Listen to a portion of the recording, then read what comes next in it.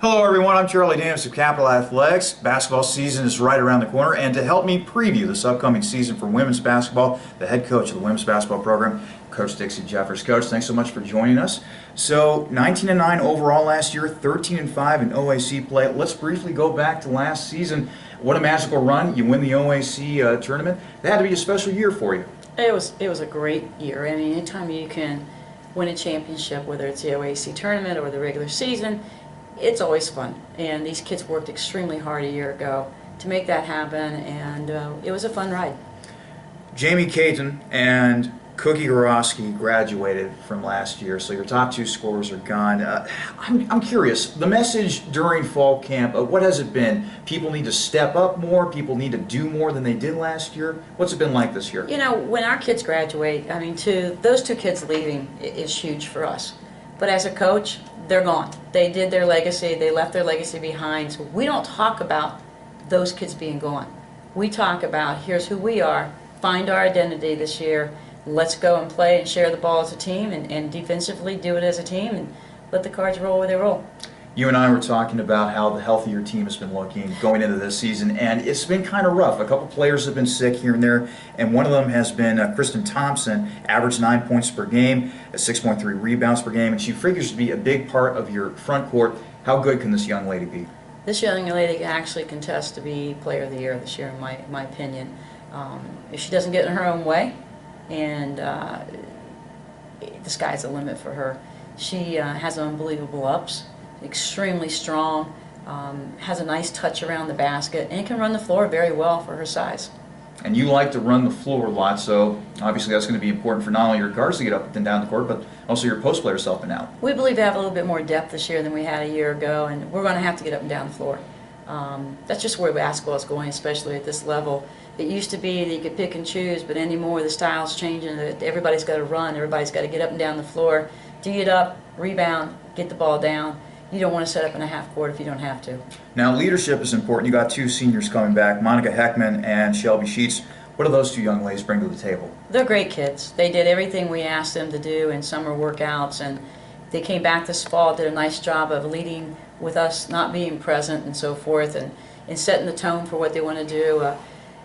You can't ask any more of these two kids. They come to work every day in the gym and set the tone about, this is our senior year. We need you guys to help us win. You need to play for us. So let's think here. One of the players that we were also talking about before the interview, Simone Gage, you were very high on this young lady. You need that point man that can run that up and down offense, up and down the court. What does she bring to the table? Well, Simone is a coach's dream. There isn't a coach in this conference that would not like to have Simone Gage as their point guard. Simone makes my job much easier. She gives us balance on the floor, she gives control on the floor, and she gives the leadership. So she is the extension of who I am. She knows what I want, and all I got to do is say Simone in a certain way, and she knows that things have to change on the floor. We've talked about some players coming into this year that figure to play a big part. In fall camp, who stood out to you besides Simone and Kristen and other players? Several kids are standing down for us. Nina Napolitano, her leadership ability, how hard she plays and works, is immense, and it's very exciting for our younger kids to see. Chelsea Plaus, a freshman from Nina's high school, from Wash Jesuit. She's doing a nice job, so she's going to figure in. We have a young lady from Nashville down in Tennessee, Meredith Ovies, is going to figure to play some time. There's a lot of kids right now, and every time I think I'm set, that this is the way I'm going to go, then somebody else does something better. So we're pretty competitive right now, so there could be a lot of different changes from 6 through 8, 9 on a weekly basis, a game-to-game basis, but I'm liking it that way. Fall camp has been going on. I also learned that you recently scrimmaged. How's the team been looking so far? It was a typical first scrimmage. That the one thing I thought that we did well was control the boards and to rebound. Defensively, we have to get better. I mean, it's a work in progress. But what's nice is everything that's exploited in a scrimmage, you can watch film and the kids go, oh, we didn't realize.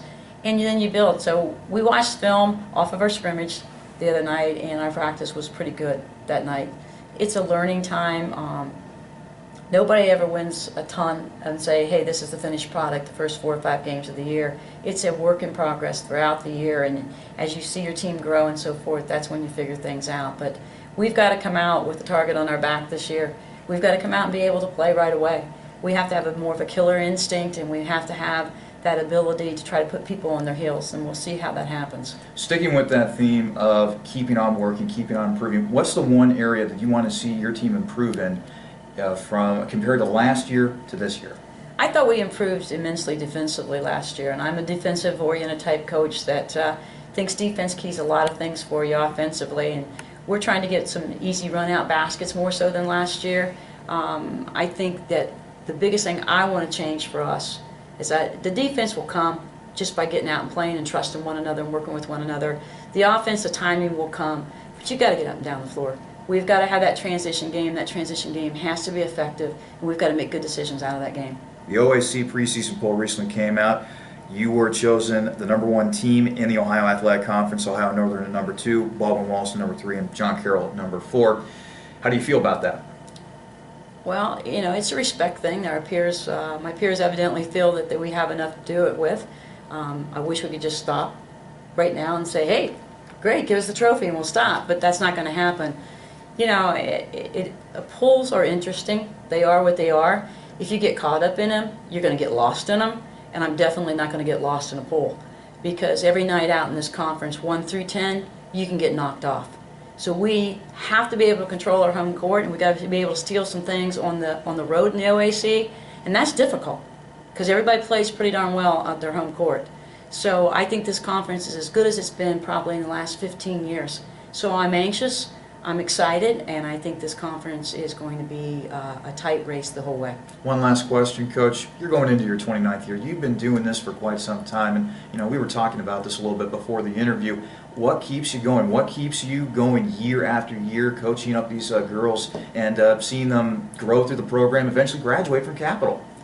It's fun to compete, and when you can't play anymore, you go into coaching if you still like to compete, and to be able to take these young women and to see them exceed academically and to see them exceed athletically and see dreams come true and the expressions on their face and the camaraderie with the teammates and the relationships that they have with their parents, and it all just comes together, and it's a great life lesson.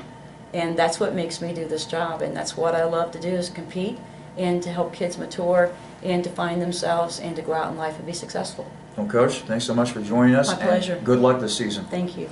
That was head coach Dixie Jeffers. Her Crusaders are getting set for another season of college basketball here pretty soon. This has been the season preview of Capital Women's Basketball. I'm Danis for Capital Athletics. We'll see you next time.